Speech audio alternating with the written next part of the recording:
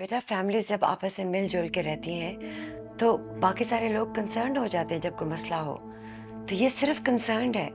आपसे अम्मार ने ऐसा कहा है? हाँ, उसने कहा है। उसने कहा कि तुम उसकी जिंदगी को बहुत ज्यादा कंट्रोल करने की कोशिश कर रही हो।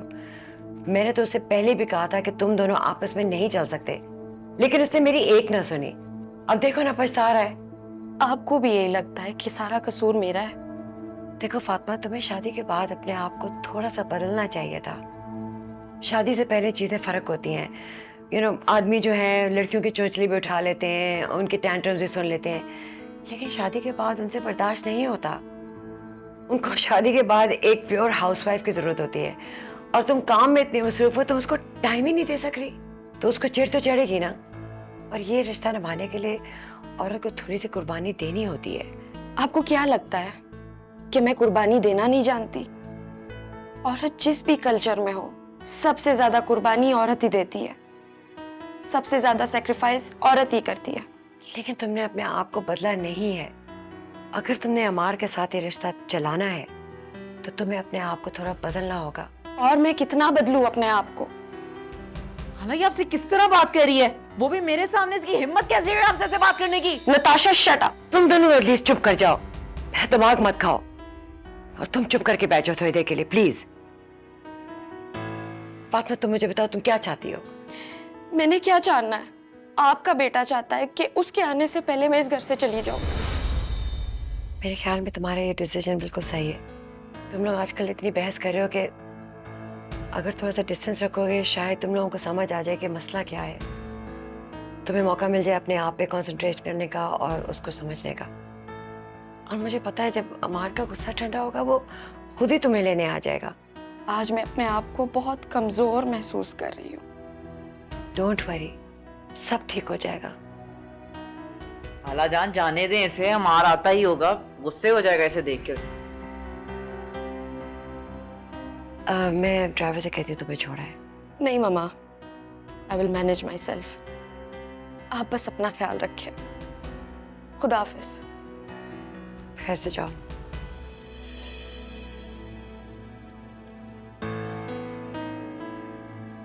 हालांकि किस तरह से आपसे बात कर रही थी, मतलब इसको बिल्कुल भी तमीज नहीं है।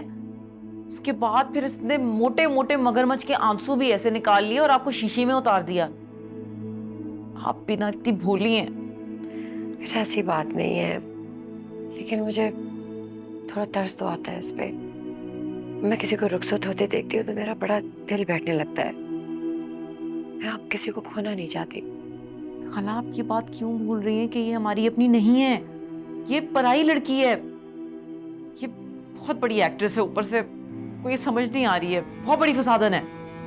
मुझे नहीं लगता, मुझे तो उसकी आंखों में सच्चाई नजर आई है। तुम्हें नहीं लगता?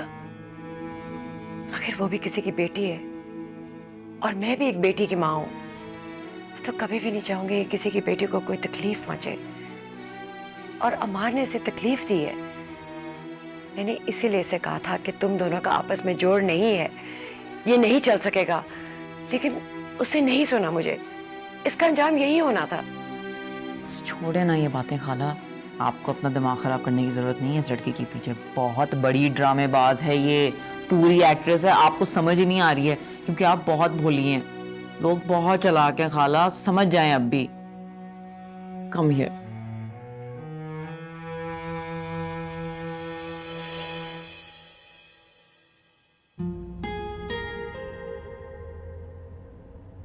तुम्हें क्या इशू है? अच्छा मैं बताऊं कि मुझे क्या इशू है। Miss Fatima Chang, will you marry me? What? हाँ, शादी करोगे मुझसे? फातिमा, मैं तुमसे बहस नहीं करना चाहता, लेकिन अगर तुम चाहती हो कि बात बढ़े तो मैं किस्सा यहीं पे खत्म कर देता हूँ। लेकिन याद रखना, तुमने मुझे मजबूर किया है तलाक के लिए। अम्मार, ये लफ्ज दोबारा अपने मुंह से मत निकालना। और अगर तुम मुझे बर्थडे गिफ्ट देना चाहती हो तो जब मैं घर वापस आऊं तो तुम घर में नजर ना हो मुझे। समझ आई?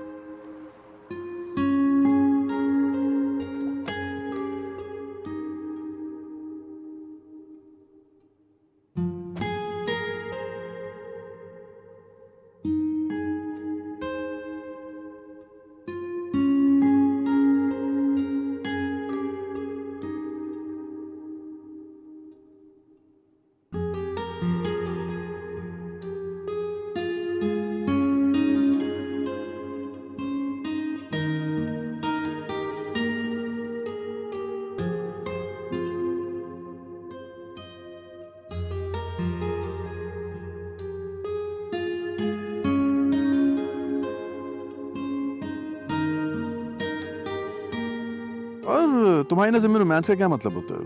देखो, किसी को प्यार से देखना, मुस्कुरा के बात करना, ये सब चीजें तो कम ही हैं तुम में।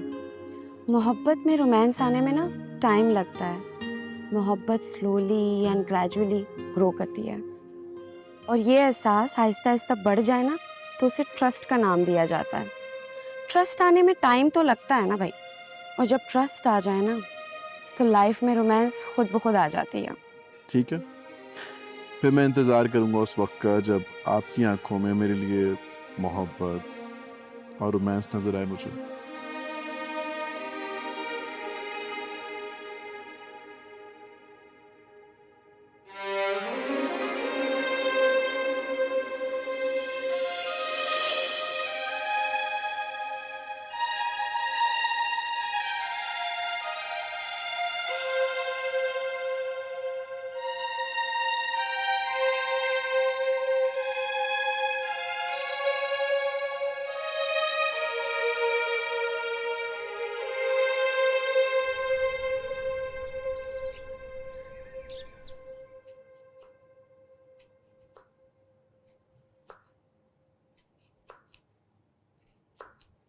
मामा, भाभी घर छोड़ के चली गई हैं। रज़िया ने बताया होगा। मामा, ये वाली बातें छोड़े कि मुझे किसने बताया किसने नहीं बताया, आपने ये सब कुछ होने कैसे दिया? मैं क्या कर सकती थी इसके बारे में? वो आपस में मियाँ बीवी का मामला है, और बेहतर यही होगा तुम भी इससे दूर हो, वरना मार से मार खाओगी। मामा, यहाँ पे कोई मजाक चल रहा है क्या? बेटा, मुझसे क्या पूछ रही हो? अपने भाई से पूछो, जिसने इस घर को मजाक बना रखा है। पूरी दुनिया से लड़के उसने इस लड़की से शादी की, फिर 1 महीने में उसको घर भेज दिया। ये कहाँ की शराफत है? वो भी किसी की बेटी है, किसी के दिल का टुकड़ा है। जहांगीर इतने अरमान और प्यार से उसको बहू बनाकर इस घर में लेके आए थे। उनकी रूह कितनी तकलीफ में होगी। मुझे समझ नहीं आ रही इस लड़के को हो क्या गया है। एग्जैक्टली मामा, मैं भी यही कह रही। ऐसा लगता है जैसे अम्मार का ना दिमाग खराब हो गया। उसको नहीं पता कि बाबा हमेशा फातिमा को अपनी बेटी की तरह ट्रीट करते थे, और वो कभी उसको इस तकलीफ में नहीं देख सकते थे। परेशान नहीं हो, ठीक हो जाएगा। उमार को तो तुम जानती हो, उसका गुस्सा वक्त ही होता है। किस बात का गुस्सा मामा? किस रिश्ते में मिसअंडरस्टैंडिंग्स नहीं होती? ऐसा क्या कर दिया है फातिमा ने जो कि वो इतना बड़ा कदम उठा रहा है? मैं क्या कह सकती हूँ? कुछ भी हो जाए मामा, पर ये नहीं होना चाहिए। आज बाबा होते तो वो ऐसा कभी नहीं होने देते। बहुत अफसोस की बात है कि हमने बाबा की अमानत का ख्याल नहीं रखा। परेशान नहीं हो।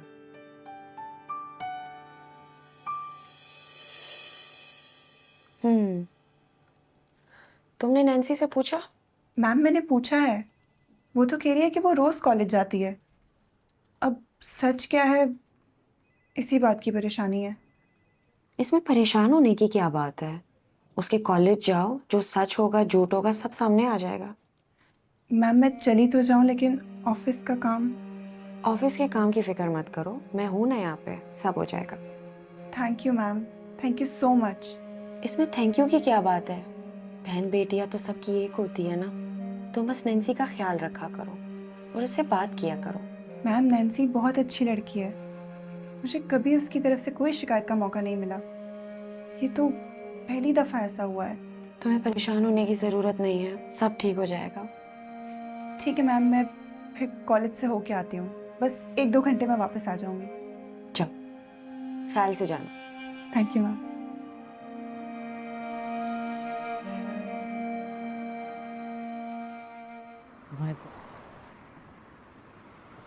मैडम, आर यू श्योर कि नैन्सी कॉलेज नहीं आ रही? वो सुबह ही मुझसे कॉलेज की फ़ीस लेके गई है और कह रही थी मैं कॉलेज जा रही हूँ। मेरी इवन की अभी भी उससे कॉल पे बात हुई थी। मिस अफशा, आपकी परेशानी अपनी जगह, लेकिन मुझे मेरी ड्यूटी करना मत सिखाएं प्लीज़। मेरी काबिलियत पर शक करने से बेहतर है आप नैन्सी पर तवज्जो दें और उससे खुद पूछें तो ज़्यादा बेहतर रहे। मैम, ये ठीक है, तुम जाओ। ये लीजिए, आप खुद देख लीजिए नैन्सी की अटेंडेंस, ये कितने दिन प्रेजेंट रही हैं और एब्सेंस कितने दिन। आप खुद तसल्ली कर लें ताकि आपको दोबारा कोई सवाल करना ना पड़े।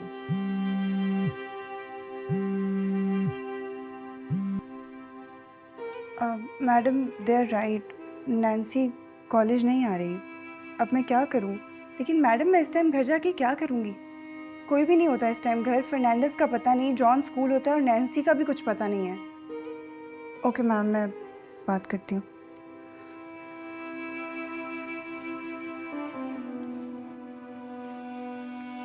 लेकिन 3 मंथ्स की फ़ी पेंडिंग है, आप पे कर रही हैं या मैं नैन्सी का नाम स्ट्रक ऑफ कर दूं? नहीं नहीं मैडम, मैं कल फीस जमा करा दूंगी, नो वरीज। ठीक है। Thank you. हेलो, हाँ,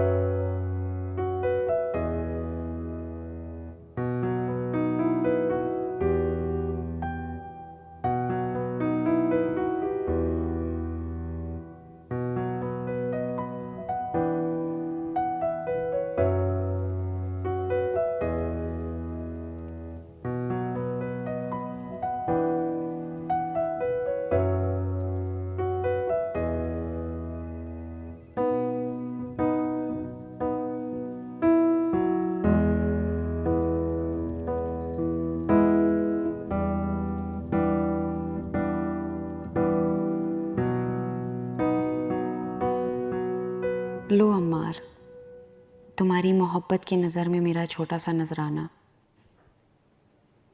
मुझे कुछ नहीं चाहिए तुम्हारे सिवा। तुमने बहुत गलत इमेज बनाया है मेरा अपनी नज़रों में। पता नहीं क्यों, कैसे और कब तुम्हें मुझसे इतनी नफरत हो गई कि मुझे पता ही नहीं चल सका। मैं क्यों इतनी बेखबर रही। मम्मा सही कह रही थी, कसूर ज़्यादा मेरा ही है और अब मुझे ही अपनी गलती सुधारनी होगी।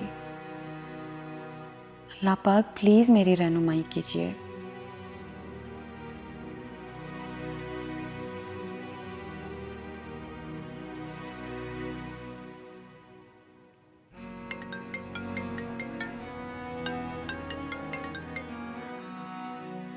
हेलो भाभी कहाँ हैं आप? मायरा, मैं ऑफिस में हूँ। कैसी हो तुम? मैं ठीक हूँ। आप मुझे ये बताएं, आप कहाँ चली गई हैं? मैं थोड़ी देर के लिए घर से क्या गई हूँ, आपने इतना बड़ा फैसला ले लिया है। ऐसे फैसले क्या रातों रात लिए जाते हैं? Cool down Myra. मायरा, ये कुछ दिनों की बात है। कुछ दिनों बाद ये सब कुछ नॉर्मल हो जाएगा। आप इतना पॉजिटिव कैसे सोच सकती हैं? मुझे पता है अम्मार का, वो एक दफा एक फैसला कर ले वो उस पर कायम रहता है फिर। मायरा, फैसला तो अल्लाह का चलता है और ये मेरे रब का फैसला है। मेरा रब मुझे जिस तरह रखेगा मैं उसी हाल में खुश हूँ। अल्लाह ताला बेहतर जानते हैं कि हमारे लिए क्या सही है और क्या गलत है, और हर चीज़ अपने मुकर्ररा वक्त पे होके रहता है। और अल्लाह के फैसले के खिलाफ जाके क्यों उसको नाराज करें। अल्लाह की रज़ा में हमें राज़ी होना चाहिए। भाभी ये सारी किताबी बातें हैं। असल जिंदगी में सेल्फिश होके जीना पड़ता है। अगर दूसरों के लिए कुर्बानियां करते हुए जीते रहे तो गुजार ली हमने अपनी जिंदगी। मायरा, तुम ये सब बातें छोड़ो और मुझे ये बताओ कि तुम ऑफिस कब से ज्वाइन कर रही हो। तुम्हें पता है ना कि जहांगीर अंकल तुम्हें किधर देखना चाहते थे। लेकिन मैं मामा को यूं अकेले छोड़कर। नहीं, किसने कहा कि उनको अकेला छोड़ो, बल्कि उनको भी इन्वॉल्व करवाओ। ये हमारा फैमिली बिजनेस है और इस तरह अम्मार को भी मौका मिल जाएगा कि वो अपने ख्वाब पूरा कर सके। भाभी आपके साथ क्या सलूक हो रहा है और उसके बाद भी आपको हमारी ही फिक्र है। मायरा, तुम बस अपने काम पे फोकस करो। तुम कल से ऑफिस ज्वाइन कर रही हो, राहील भी कल से ज्वाइन कर रहा है। ये अब तुम दोनों ने डिसाइड करना है कि कौन से पोस्ट को किसने रखना है, और अब आगे से तुम लोगों ने ऑफिस के सारे काम संभालने हैं और इस बिजनेस को अब तुमने ही आगे बढ़ाना है। और आप कहाँ हैं इस सब में? मैं कल से ऑफिस नहीं आ रही हूँ मायरा। क्या? अगर आप नहीं आएंगी तो ये सब कुछ कौन संभालेगा? आपके बगैर सब कुछ कैसे चलेगा? चलाने वाली जात तो सिर्फ अल्लाह ताला की है मायरा।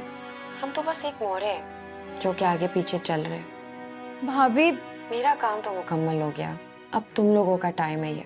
बस अब हम इस टॉपिक पे और बात नहीं कर रहे। ये मेरे और अम्मार का पर्सनल मैटर है, हम लोग आपस में खुद सॉल्व करेंगे इसे। तुम बस अपने काम पे ध्यान दो, ओके? खुदा हाफिज। भाभी, समझ नहीं आ रहा है भाभी को हो क्या गया है। हमार का तो दिमाग ही खराब हो गया है, पर ये उसका साथ क्यों दे रही हैं? समझ नहीं आ रहा। बाबा के जाते ही चीजें कितनी जल्दी बदल रही हैं। ठीक है, अब तुम जाओ, मैं मौका देखते ही भाभी से बात करूंगी। कल हम कॉलेज में मिलते हैं। अपना ख्याल रखना। बाय।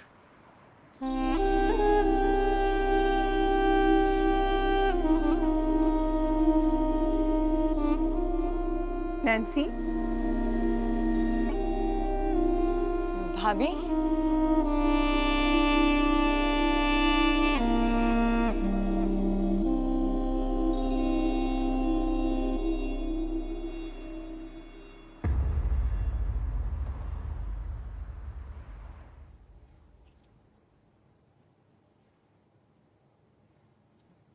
Natasha, hi mom. अरे आज तो मेरी बेटी बड़ी खुश लग रही है। ये ज्यादा अच्छा लग रहा है या ये? कहीं जा रही हो तुम? बाहर आर्ट्स काउंसिल? खाला के घर। वहां जाने की क्या जरूरत है? बस वैसे ही अमार और फातिमा को लड़ते देख के मुझे बहुत मजा आता है, दिल को सुकून मिलता है। बस वही देखने जा रही हूँ। दफा करो उन लोगों को, हमारा अब उनसे क्या लेना देना। कोई ज़रूरत नहीं है वहाँ जाने की। और वैसे भी उनके घर पे अजीब नहुसत के साए हैं। मैं तो कहूँगी कि तुम उनके घर से दूर ही रहो। ठीक कह रही हैं आप। बस मैं भी आज ही जाऊंगी, दोबारा नहीं जाऊंगी। ठीक है, लेकिन जल्दी वापस आ जाना। हाँ, आपको पता है ना खाला मुझे हमेशा खाने के लिए रोक लेती हैं, but I try to come early. लेकिन अगर मुझे देर हो गई then don't wait up for me. मैं फिर भी कहूँगी कि जल्दी आओ। मैं वेजिटेबल जूस बना रही हूँ, तैयार हो के आ जाओ। ओके। ये लो पानी पी लो।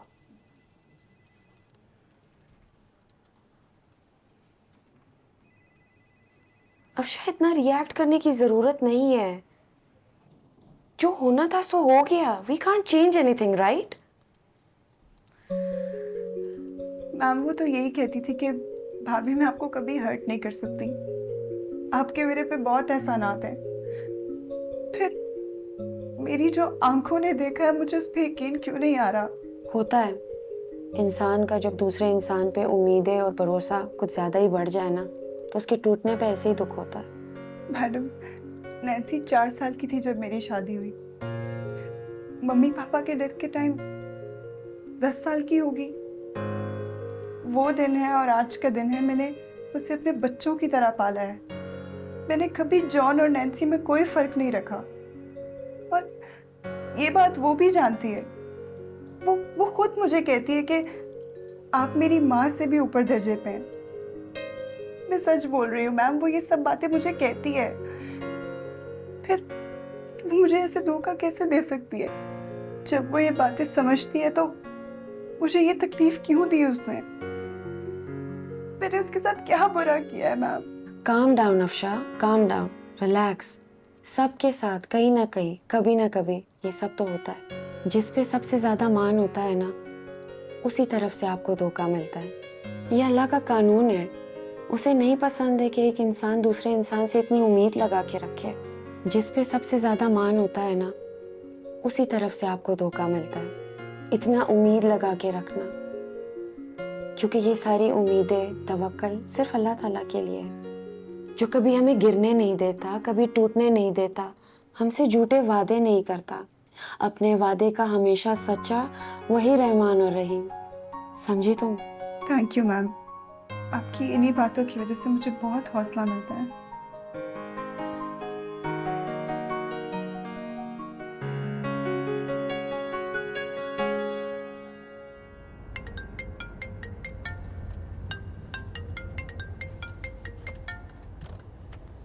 अस्सलाम वालेकुम फातिमा। हाँ, मैं बस अभी लैंड की हूँ और एयरपोर्ट से भी निकल गई हूँ, रास्ते में हूँ। हाँ तो यूं बोलो ना कि इस्लामाबाद पहुंच गए हो। मुझे फालतू में डरा के रख दिया है तुमने। क्या मतलब है इसमें, डरने की क्या बात है? माशाल्लाह से आपने इतनी जबरदस्त रूटीन जो संभाल के रखी हुई थी। शाम 4 बजे से पहले तो आपकी आंखें नहीं खुलनी थी, तो मुझे यही लगा कि कहीं तुम्हारी फ्लाइट ना मिस हो गई हो। मुझे लगता है कि तुम्हारी तारिक से कुछ ज़्यादा डिटेल में बात हुई है, तो तुम एक एक चीज़ की मेरी खबर रख रही थी। हैं, रुको, हमारे से शिकायत करनी पड़ेगी कि लड़की को कंट्रोल में रखे, लड़की आउट ऑफ कंट्रोल हो रही है। चलो तुम ध्यान से घर जाओ और आराम करो। अच्छा, मैं अभी सीधा ऑफिस आ रहा हूँ तुम्हारी तरफ। ओहो, मैं ऑफिस से निकल रही हूँ, अभी घर जाना है मैंने। अच्छा ठीक है, अगर तुम ऑफिस से निकल रही हो तो हम कहीं बाहर मिल लेते हैं, किसी कॉफ़ी शॉप में। राहील प्लीज ट्राई टू अंडरस्टैंड, तुम पहले घर जाओ, अंकल आंटी से मिलो, हम कल मिलेंगे। नहीं फातिमा, मेरा इस वक्त सबसे पहले तुमसे मिलना ज़रूरी है। Try to understand please. Raheel अच्छा चलो ठीक है, आ जाओ। Okay, C you. ओके, खुदा हाफिज।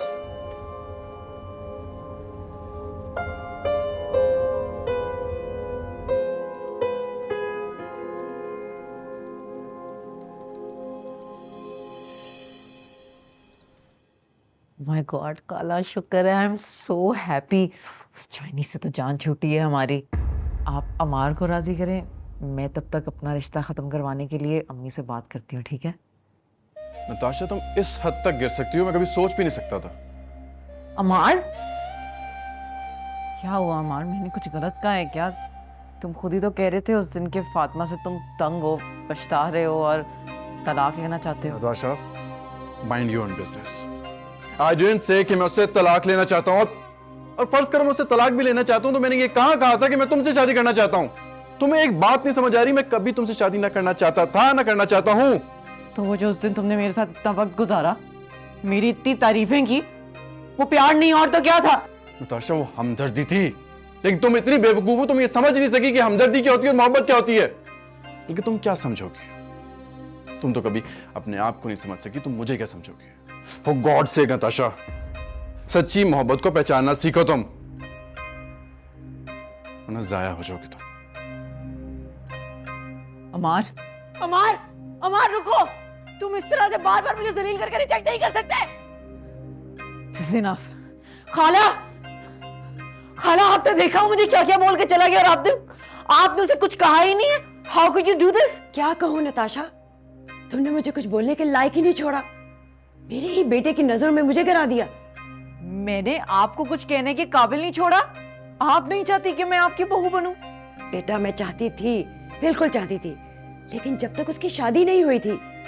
अब वो शादीशुदा है, मैं उस लड़की की सास हूँ। सास माँ के बराबर होती है। मैं उसका घर बर्बाद करके उसकी तलाक करवा के एक और बहू को यहाँ ले आऊं, ये माँ कहलाने के लायक नहीं है। और मैं कम से कम ऐसी नहीं हूँ। बेहतर ये होगा तुम अभी और इसी वक्त इस घर से चली जाओ, वरना ये ना हो कि तुम दोनों माँ बेटियों की वजह से मेरा इंसानियत से दिल उठ जाए। खाला, आप बहुत गलत कर रही हैं। मत भूलिए कि आप ही हैं वो जिसने मेरे जहन में ये बातें डाली हैं। आप ही ने मेरी अम्मी को मनाया था। तसल्ली से जाके अपनी माँ से पूछो कि इसके पीछे किसका हाथ है। ये सारी की सारी साजिश उसकी है। वो दौलत की लालची थी। उसको मैंने अपनी इकलौती बहन समझ के हमेशा आगे रखा, हमेशा उसकी गलतियों को माफ किया। जब मुझे पता भी था कि ये सब कुछ कर रही है, मैंने सब कुछ दरगुजर किया। लेकिन अब नहीं, अब मैं अपने बच्चों के खिलाफ एक भी बात नहीं सुनूंगी, और मैं उनको भी इजाजत नहीं दूंगी वो किसी के बारे में कुछ ऐसी बात करे। लेकिन अमार फातिमा को पसंद नहीं करता। वो दोनों इस काबिल नहीं है कि वो साथ गुजारा कर सके। आप समझ क्यों नहीं रही हैं? वो आपकी बहू बनने के लायक नहीं है। बेटा, ये बात तुम्हारे डिसाइड करने वाली नहीं है। प्लीज अपने आप पे कंसंट्रेट करो। बेटा, अपनी माँ की तरह दूसरों से जलने के बजाय अपने हिस्से पे खुश हो। Be happy with yourself. हद हो गई है, हद हो गई है। I can't believe you and I can't believe your family. सब झूठे हैं यहाँ पे। मुझसे इतनी देर आप लोगों ने झूठ बोला, पता नहीं मैं ही बेवकूफ हूं कि मैंने आप लोगों से उम्मीद लगा के रखी।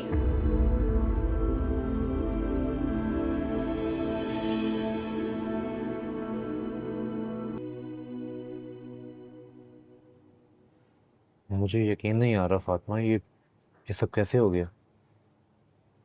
जहांगीर सर हम सबको छोड़ के चले गए। अभी कुछ दिनों पहले तो मैं इन सबको हंसता बसता छोड़ कर गया था। तुम कुछ दिनों की बात कर रहे हो राहील। हमें अपने अगले लम्हों का कुछ नहीं पता होता कि हमारे साथ क्या क्या हो सकता है। इतनी बड़ी क़यामत आगे गुजर गई और मुझे पता भी ना चला। ये पछतावा मुझे सारी जिंदगी रहेगा फातिमा। बेखबर तो हम सभी है राहील। हमें क्या पता कि हमारे नसीब में क्या लिखा है, क्या नहीं लिखा है। जिंदगी और मौत तो सब अल्लाह ताला के हाथ में। तुम इस वक्त अपने आप को गिल्ट में मत डालो। हमें तो इस वक्त जहांगीर अंकल के लिए दुआ करनी चाहिए ताकि उनको और उनकी फैमिली को सब्र मिले। मैं कैसे ना डालूं खुद को गिल्ट में फातिमा। मैं अगर यहाँ पर होता तुम सबके साथ तो एटलीस्ट तुम लोगों का सहारा तो बनता। हमारे लिए तो अल्लाह ताला का सहारा ही काफी है। वही है जो हमें सब्र अता करता है, वही है जो हमें इन मुश्किलों से निकालता है। और इस वक्त हम अपने लिए ना सही तो अम्मार और मायरा के लिए मजबूत रह सकते हैं, क्योंकि जहांगीर अंकल के कुछ ख्वाब थे जिनको हमने पूरा करना है। हम सब एक साथ चलेंगे तो ये चीज मुकम्मल हो सकती है, वरना तो। सही कह रही हो।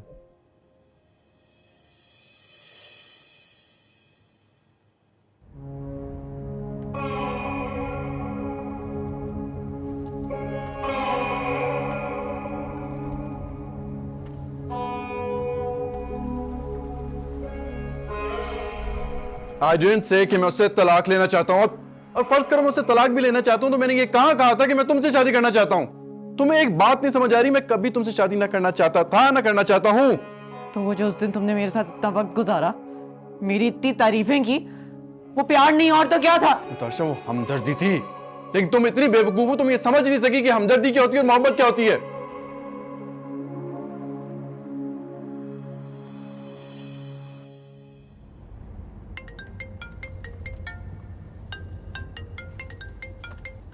अस्सलाम वालेकुम वकील साहब, कैसे हैं आप? मैं ठीक हूँ बेटा, कुछ ज़रूरी बात करनी थी।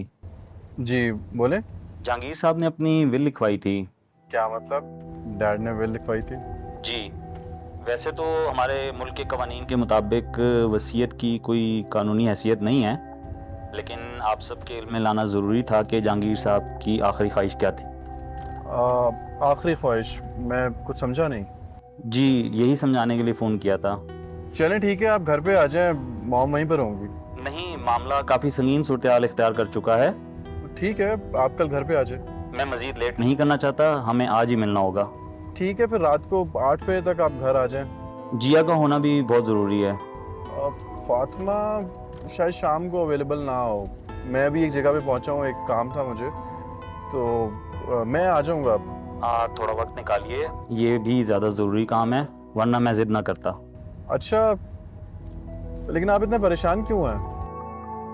चले ठीक है, आप घर आ जाए, मैं फातिमा से कांटेक्ट करके कह देता हूँ कि वो भी घर पे आ जाए। Okay then, see you.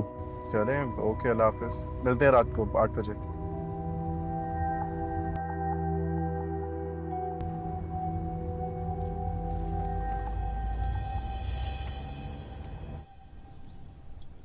Sir मेरा एक क्वेश्चन था कि लाइक हम लोग दीन और दुनिया को, इन दोनों चीज़ों को साथ साथ लेकर कैसे चल सकते हैं। लाइक हमारी डेली रूटीन जो है वो इतनी ज़्यादा बिजी होती है, कॉलेज वगैरह और घर वगैरह, तो हम लोग कुरान पाक को मतलब के साथ कैसे सीख सकते हैं इस बिजी रूटीन में। सबसे पहले तो ये कि आप सबको वेलकम, खुशामदीद। मैं इस तरह के इंटरेक्टिव सेशंस करता रहता हूँ। तो जैसे हम आम जिंदगी में हम नमाज पढ़ते हैं, हम रोज़ा रखते हैं, उसकी भी कोई वजह है। वो हम इसलिए रखते हैं क्योंकि कुरान मजीद में वो अल्लाह का हुक्म है। इसी तरह कभी आपने कुरान मजीद को और उसके और दीगर अहकामात को अपनी ज़िंदगी से कभी रिलेट किया, आवाज़ना किया? अल्लाह की किताब कुरान मजीद क्या सिर्फ आखिरत की कामयाबी के लिए, या हम दुनिया में भी इससे फ़ायदा उठा सकते हैं? तो क्या हमने फ़ायदा उठाया? आपको पता है अल्लाह की किताब में एक एट्रीब्यूट है जिसे फुरकान कहते हैं, जिसका मतलब है criteria of right and wrong, सही और गलत की तमीज़। और जैसा कि आप सब जानते हैं कि अल्लाह ताला ने कुरान मजीद को हुदल लिल नास कहा, इंसानों की हिदायत के लिए। इंसान दुनिया में हर जगह है, तो क्या हमने कभी अपनी ज़िंदगी का criteria of right and wrong Allah की किताब से लिया? हर मामले में। मैं आपको एक मिसाल देता हूँ।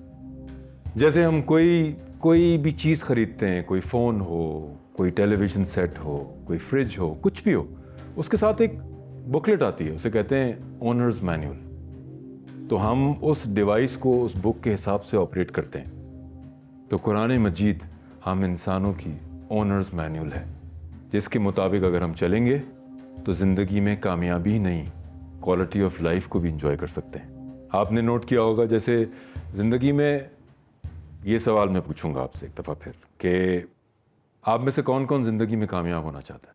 हम चाहेंगे सब। मैं भी। कौन नहीं चाहता है कि एक अच्छा करियर हो, पैसा हो, फैमिली हो, खुशियाँ हो बहुत सारी, राइट? अब मेरा आपसे सवाल ये है कि क्या आप ज़िंदगी में सिर्फ कामयाबी चाहते हैं या एक कामयाब ज़िंदगी चाहते हैं? कामयाब जिंदगी। मकसद कामयाब ज़िंदगी। कामयाब ज़िंदगी मतलब कि हर चीज़ कामयाब है, फैमिली भी अच्छी, खुशी भी, इंसान मुतमईन हो, कारोबार भी अच्छा हो, करियर भी अच्छा हो। That is a complete life. वरना बहुत जगह आपको देखने मिलेगा कि लोग पैसा तो कमा लेते हैं मगर ज़िंदगी में सुकून नहीं है, इखलाक नहीं है, क्रेडिबिलिटी नहीं है, बेचैन रहते हैं लोग, सब कुछ होने के बावजूद, नींद नहीं है बिस्तर होने के बावजूद। इसीलिए आप देखें, जब आप क्वालिफिकेशन दुनिया में हासिल करते हैं, डिग्रीज लेते हैं, बड़ी बड़ी जगहों पे बैठते हैं, तो लोगों के डिज़ास्टर्स हो जाते हैं बिकॉज उनकी शख्सियत के रिएक्शन की वजह से। आपने देखा होगा रेज्यूमेस पे लिखा होता है, सीवीज पे लिखा होता है एक कि आपके इंटरपर्सनल स्किल्स कैसे हैं। इसका मतलब एक इंसान की क्वालिफिकेशन है और एक इंसान की शख्सियत है। अगर आप दुनिया और आखिरत दोनों की कामयाबी चाहते हैं तो ज़रूरी है कि हम कुरान मजीद को समझ के पढ़ें और उसको अपनी ज़िंदगी से, अपनी सिचुएशन के हिसाब से बुनियादी अहकामात को रिलेट करें और उनका जवाब ढूंढें। क्या आप जानना नहीं चाहते कि हम इस दुनिया में क्यों आए? आने का मकसद क्या है? क्या सिर्फ पैसे कमाना है या दुनिया और आखिरत दोनों की कामयाबी है? तो इसका मतलब है कि हमें ईमानदारी के साथ अपनी दीनी ज़िंदगी गुजारनी चाहिए, तभी हमें दुनिया में कामयाबी मिलेगी। पहली बात तो ये कि इल्म हासिल करें। दूसरी बात यह कि हम छोटी से छोटी चीज़, चाहे हम कोई गाड़ी क्यों ना ख़रीद रहे हों, हम उसे चेक कराते हैं, उसके डॉक्यूमेंट्स चेक कराते हैं। तो क्या हम इतना वक्त नहीं निकाल सकते कि हम चेक करें कि हमारी दुनिया और आखिरत की कामयाबी कहाँ पर है? अगर हम उसे ग्रेजुअली अपनी ज़िंदगी का हिस्सा बनाएंगे, इल्म हासिल करेंगे और उसे रिलेट करेंगे अपनी ज़िंदगी से। कभी आपने देखा है जब कोई डॉक्टर बनता है तो इतनी मोटी मोटी किताबें पढ़ते हैं, लेकिन क्या डॉक्टर अपने करियर में जाने के बाद उन किताबों को अपने साथ कैरी करता है? क्या नहीं। लेकिन उसके इल्म की जो रोशनी होती है वो नसीहत बन के उसके दिमाग में, दिल में मौजूद होती है। उसकी रोशनी में वो अपने पेशेंट को देखता है और इलाज करता है। इसी तरह अल्लाह ताला का जो इल्म है, अल्लाह की किताब का जो इल्म है, जो हमें नबी करीम सल्लल्लाहु अलैहि वसल्लम के तोफ़ैल मिला इस दुनिया में, जो हमारे घरों में रखा है, प्रिजर्व्ड है, जिससे हमने फ़ायदा नहीं उठाया, अगर हम उसे जानें और उसकी रोशनी में अपनी ज़िंदगी के फ़ैसले करें तो क्या हमें कोई कामयाबी से रोक सकता है?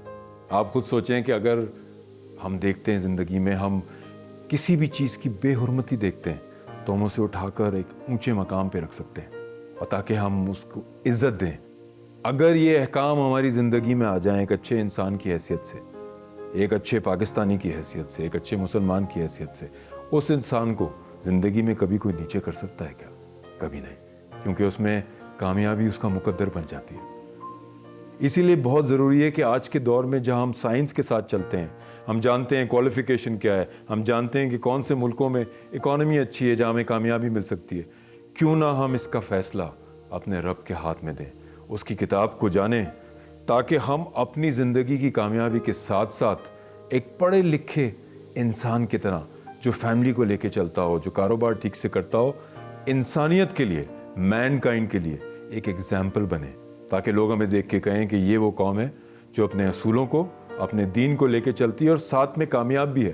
फिर खुद ब खुद लोग आपकी बात को सुनेंगे और आपकी बात पे एतमाद करेंगे। जी सर, मेरा एक सवाल था, जैसा कि आजकल बिजनेस चलाने के लिए झूठ बोला जाता है, तो क्या ये सही है? हमें इसको कैसे सही करना चाहिए? आपको मैं एक बड़ी अच्छी बात बताऊं कि आज के दौर में जहाँ तरफ आपको बेईमानी नज़र आती है, मफादात, लोग इंडिविजुअल ज़्यादा सोचते हैं, कलेक्टिव कम सोचते हैं। इस दौर में भी अगर कोई वाकई में ईमानदार हो और क्रेडिबल हो, इस दुनिया की किसी नेमत का दरवाज़ा उसके लिए बंद नहीं है। आप अपने असूलों पे चलें, अल्लाह पे उसके अहकामात के साथ तवक्ल करें और अपनी मेरिट पे रहें। कामयाबी आपके कदम चूमेगी, इसे कोई भी नहीं रोक सकता।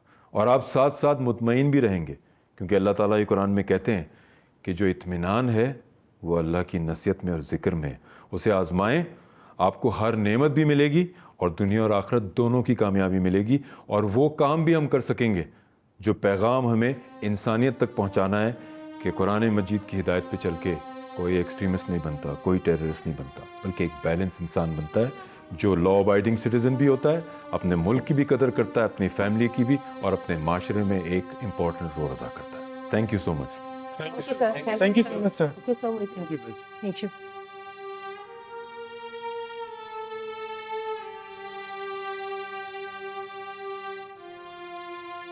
वाह, आपके सारे सेशंस में बहुत एंजॉय करती हूँ। सुभान अल्लाह। फातिमा, मैं चाहता हूँ कि नेक्स्ट वीक का सेशन आप कंडक्ट करें।